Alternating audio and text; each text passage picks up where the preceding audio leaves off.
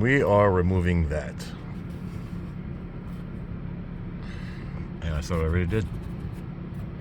It's actually easier with it in place. Ready for this? Look at this.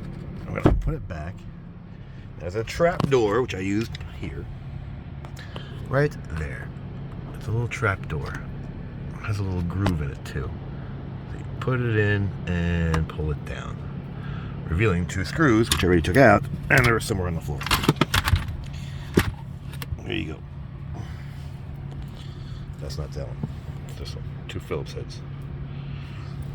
And then pop it out of the socket. And you pull it out, and it'll fall in your lap. Pull this guy out. The little latch right here. You see? Focus. Pull this guy out. And there you go. Pull it back in. And do you need another one? Who the hell knows? Eventually you might. There you go. It's easier just to close it while it's in there. Put your 2 screws back. So, like it, don't like it, share, don't share, subscribe, don't subscribe. Thanks for watching.